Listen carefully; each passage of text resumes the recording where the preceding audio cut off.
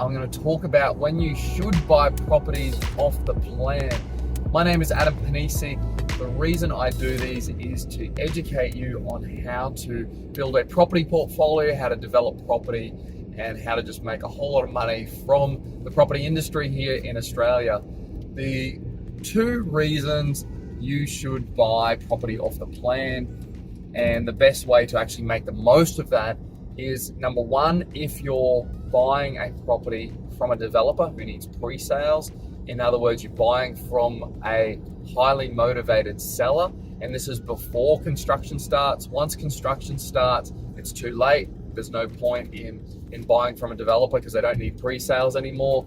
And then the second one is to buy in an area that's highly restricted. They're the only two reasons you should buy property off the plan.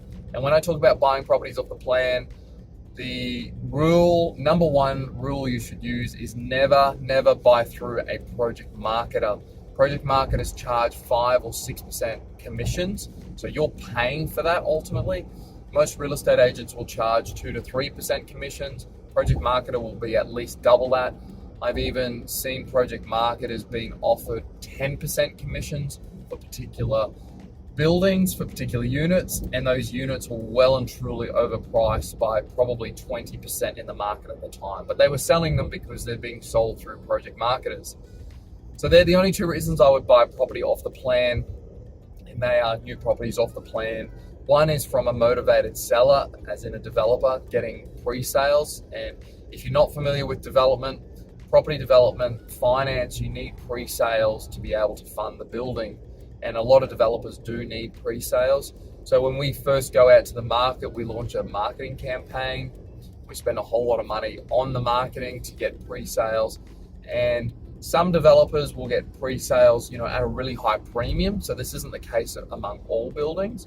So some developers will go to market with a whole lot of fancy marketing, and they'll push the price as high as they can, whether they need pre-sales or finance or not. It doesn't matter for those guys if they're pushing price limits. But for a lot of developers like myself, I go out to the market to get pre-sales, and over time that price goes up. So it's sort of like buying into a development in the early stages.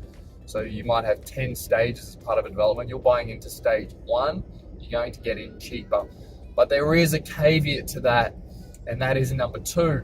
That is, the market needs to be highly restricted. In other words, if you're buying into a property off the plan, you don't want to be buying into like a Meriton building where he's got 500 other units that he's building at the same time, which means that your property is not unique in the market.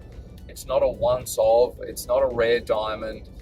It is the same as everything else that's getting built. And by the way, if he's doing 500, then a developer around the corner, they might be doing another 500, and then there's another 500. So you got all of the supply coming to market, and all you have to do is just look on realestate.com or Domain to see what else is for sale at that point in time. And it doesn't take long to work that out. Go and drive the suburbs, have a look at what else is under construction already, have a look at what other vacant sites have marketing and advertising signs up. So if you are buying into those markets, don't be, sucked in by the project marketers that are just flogging you, stuff that's not going to go up in value. Unless you're buying it at a massive discount, I wouldn't be buying anything that's in an oversupplied market. So people over the last couple of years, they have gotten lucky with basically you could buy just about anything and still make money on it, whether that's off the plan, especially because construction prices have gone up. But that is not normal. You can't normally buy something off the plan and then it goes up by 20%. That doesn't happen very often in history. And if you have a look back through history, a lot of people that did buy off the plan during the boom times, they bought off the plan and then that property dropped by 20%, especially for a lot of units that were sold between 2013 to 2016 with the construction boom. And then, even now, some of these buildings in the last 6 months that have been sold off the plan, they will have dropped by now. And if they haven't dropped by now, by the time the building's finished, they will have dropped definitely well and truly in the next couple of years. So if you are looking at buying off the plan, there are some caveats, but you can make a lot of money buying off the plan because you only have to put down 5% deposit. If people want you to put down 10%, that's not necessary. You can get away with a 5% deposit when you're buying off the plan.